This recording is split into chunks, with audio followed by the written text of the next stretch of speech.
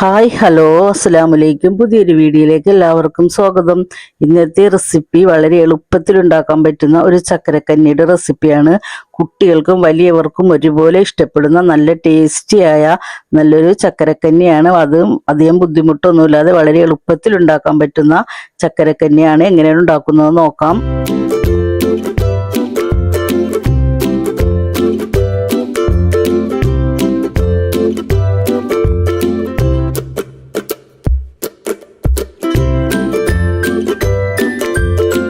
അതിനായിട്ട് ഒരു ഗ്ലാസ് അരി എടുത്തിട്ടുണ്ട്.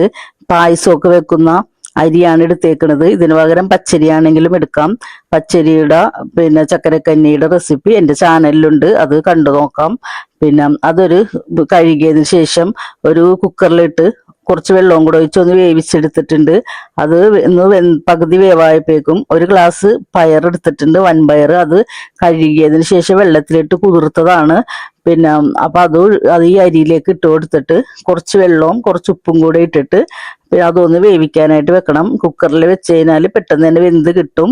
പാത്രത്തിലാണെങ്കിലും വെക്കാം. പിന്നെ ഒരു മുറി തേങ്ങ എടുത്തിട്ടുണ്ട്, അത് മിക്സിയിലിട്ടൊന്ന് ക്രഷ് ചെയ്തെടുക്കാം. അതിലേക്ക് അത് വെന്തതിന് ശേഷം അതൊരു പാത്രത്തിലേക്ക് മാറ്റിയിട്ട് അതിലേക്ക് ശർക്കരപ്പാനിയാണ് ഒഴിച്ചു കൊടുക്കുന്നത്. അതിന് നമുക്ക് ആവശ്യമുള്ള അത്തരം ശർക്കരപ്പാനി ഒഴിച്ചു കൊടുക്കാം. ഒരു തേങ്ങ എടുത്തിട്ടുണ്ടായിരുന്നു, അതൊന്ന് മിക്സിയിൽ കുറച്ച് വെള്ളം ഇട്ടിട്ട് ഒന്ന് ക്രഷ് ചെയ്തെടുത്താൽ നല്ല അരച്ചെടുക്കണ്ട, തേങ്ങാപ്പാലും വേണ്ട.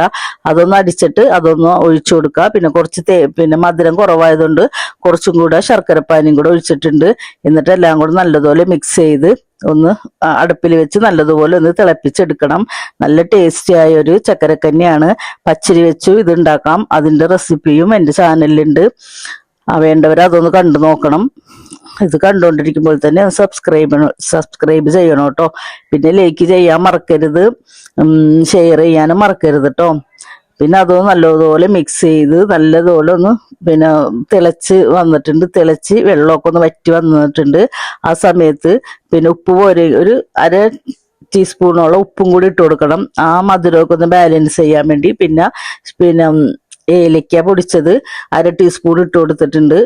അതെല്ലാം കഴിഞ്ഞ് ലാസ്റ്റ് കുറച്ച് നെയ്യും കൂടെ അതിൻ്റെ മേളിൽ ഒഴിച്ചിട്ട് അടച്ചു വെച്ചാൽ മതി. പെട്ടെന്ന് തന്നെ ഉണ്ടാക്കാൻ പറ്റും. നമ്മളെ മക്കൾ സ്കൂൾ വിട്ട് വരുന്ന സമയം കൊണ്ട് തന്നെ നമുക്ക് എളുപ്പത്തിൽ ഉണ്ടാക്കാൻ പറ്റും. നല്ല ടേസ്റ്റി ആയ ഒരു ചക്കരക്കന്നിയാണ്.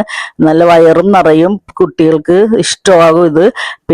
എല്ലാവരും ഇതേപോലെയൊക്കെ ഒന്ന് ഉണ്ടാക്കി നോക്കണം. സ്കൂൾ വിട്ട് വരുന്ന മക്കൾക്കും നമ്മുടെ വീട്ടിൽ ഗസ്റ്റ് വന്നാലൊക്കെ അവർക്ക് എളുപ്പത്തിൽ ഉണ്ടാക്കാൻ പറ്റുന്ന ഒരു ചക്കരക്കന്നിയുടെ റെസിപ്പിയാണ്.